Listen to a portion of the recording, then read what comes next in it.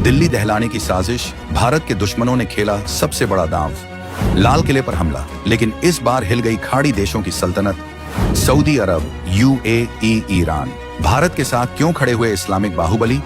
विध्वंस के खिलाफ ऑपरेशन ऑल आउट। दिल्ली से उठी लपटों ने दुश्मनों को झुलसाया।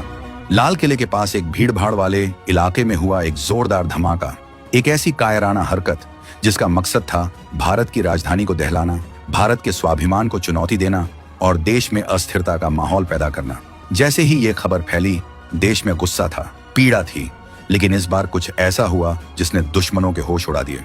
इस धमाके की गूंज जितनी दिल्ली की सड़कों पर सुनाई दी, उससे ज्यादा इसका शॉक वेव उन देशों की राजधानियों में महसूस किया गया जो भारत को अस्थिर देखने का सपना पालते हैं।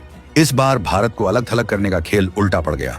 धमाके के कुछ ही घंटों के भीतर दुनिया के नक्शे पर वो हुआ जिसकी कल्पना किसी ने नहीं की थी। एक के बाद एक संयुक्त अरब अमीरात, यूएई, सऊदी अरब, कतर, मालदीव और यहाँ तक कि ईरान, वो इस्लामिक देश जिन्हें कल तक भारत से अलग दिखाने की नापाक कोशिशें होती थीं, वो सब एक सुर में चट्टान की तरह भारत के साथ आ खड़े हुए। ये कोई मामूली डिप्लोमेटिक बयान नहीं थे, ये सिर्फ औपचारिक संवेदना नहीं थी, ये उन ताकतों के मुंह पर वो करारा तमाचा था जो इस विध्वंस के पीछे थीं और ये उम्मीद कर रही थीं कि दुनिया इस पर चुप रहेगी या भारत को ही घेरेगी। ये भारत की उस नई ताकत का सबूत था जिसने दुश्मनों के बिछाए जाल को ही उनके गले का फंदा बना दिया। आखिर ये सब कैसे हुआ?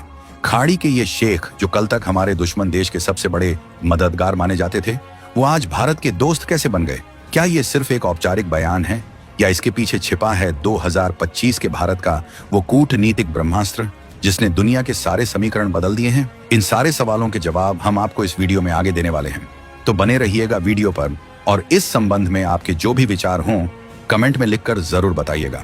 तो चलिए इस पूरी बिसात को, इस नए कूटनीतिक गेम ऑफ थ्रोन्स को परदर परत खोलते हैं। सबसे पहले ये समझिए कि हुआ क्या और इन बयानों का असली मतलब क्या है। जैसे ही दिल्ली में हुए इस घिनौने कृत्य की खबर दुनिया में फैली, सबसे पहला और सबसे दमदार बयान आया संयुक्त अरब अमीरात यानी यूएई की तरफ से। यूएई के विदेश मंत्रालय ने साफ शब्दों में कहा कि वो इन आपराधिक कृत्यों की कड़ी निंदा करता है और स्थिरता को कमजोर करने वाली सभी प्रकार की हिंसा को स्थायी रूप से अस्वीकार करता है। ये सिर्फ निंदा नहीं थी, ये एक पॉलिसी स्टेटमेंट था।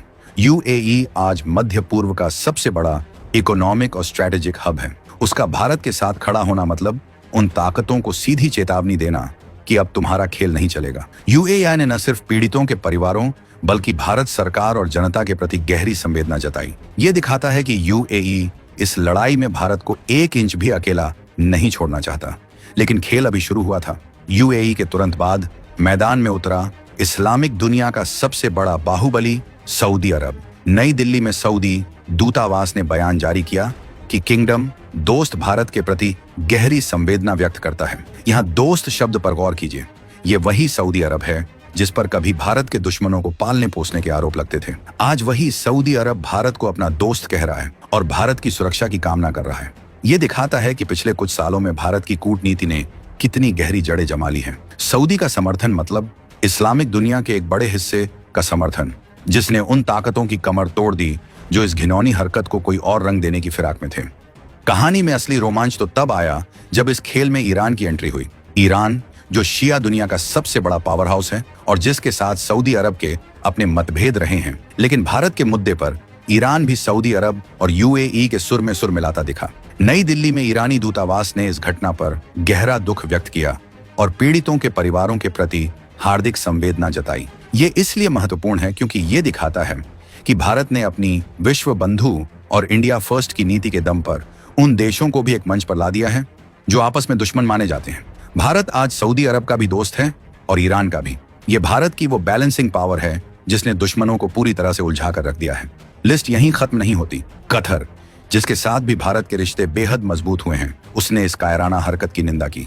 और तो और मालदीव के राष्ट्रपति मोहम्मद मुइज्जू, जिनके कुछ बयानों को लेकर पहले विवाद भी हुआ था, उन्होंने भी तुरंत एक्स पर लिखा कि वो इस दुखद घटना से अत्यंत दुखी हैं और मालदीव इस कठिन समय में भारत की जनता और सरकार के साथ एकजुटता से खड़ा है। ये है 2025 के भारत का दम कि जब भारत पर कोई आंच आती है तो वो दोस्त जिन्हें दुश्मन बनाने की कोशिश की गई थी, वो भी ढाल बनकर खड़े हो जाते हैं। ये दिखाता है कि दुश्मन का पूरा नैरेटिव, उसका पूरा इकोसिस्टम जिसे वो दशकों से बना रहा था, उसे भारत ने जड़ से उखाड़ फेंका है। तो सवाल उठता है कि ये हुआ कैसे। वो इस्लामिक देश जिनका नाम लेकर भारत के पड़ोसी मुल्क ने दशकों तक अपना एजेंडा चलाया, वो आज अपने पुराने दोस्त को छोड़कर भारत के साथ क्यों खड़े हैं? इसका जवाब है 2025 के भारत की आर्थिक और कूटनीतिक ताकत। ये वो भारत नहीं है जो दुनिया के सामने हाथ फैलाता था, ये वो भारत है जो दुनिया को रास्ता दिखाता है। पहला और सबसे बड़ा कारण है अर्थव्यवस्था।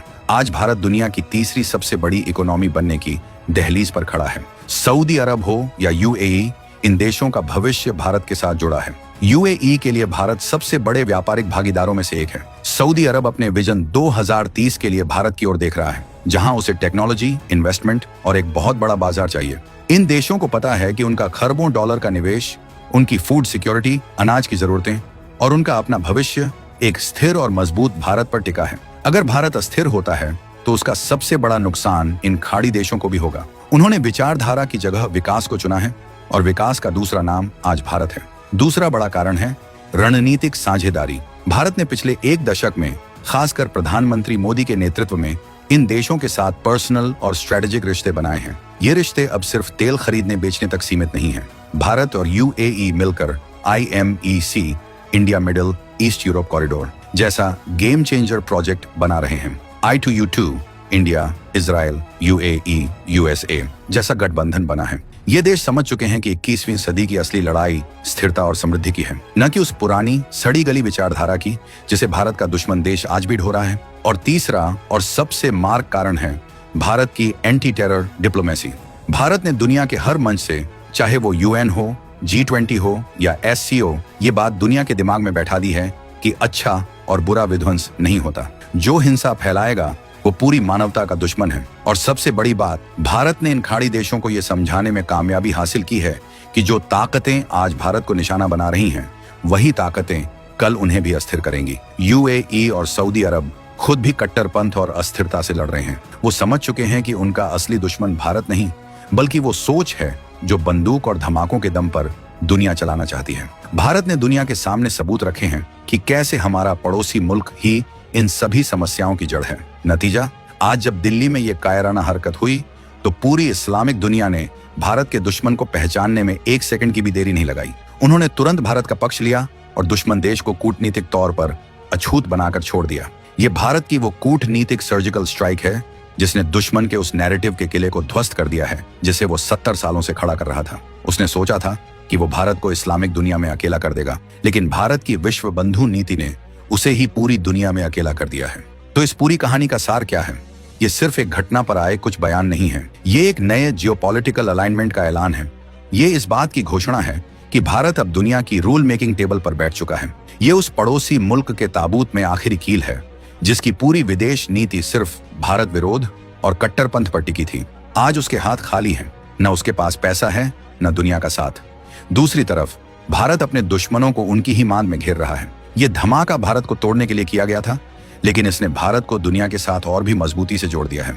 ये 2025 के भारत की वो गूंज है जो दिल्ली से लेकर दुबई, रियाद से लेकर तेहरान तक साफ सुनाई दे रही है कि जो भारत के साथ दोस्ती निभाएगा, भारत उसका हाथ थामकर उसे आसमान तक ले जाएगा। लेकिन जो भारत की तरफ टेढ़ी नजर उठाएगा, उसे दुनिया के किसी कोने में पनाह नहीं मिलेगी। आपको क्या लगता है, क्या भारत की ये कूटनीतिक जीत इन विध्वंसक ताकतों की कमर हमेशा के लिए तोड़ देगी? और क्या ये न्यू मिडिल ईस्ट भारत के साथ मिलकर एक नया इतिहास लिखेगा? अपनी राय कमेंट्स में जरूर बताइएगा।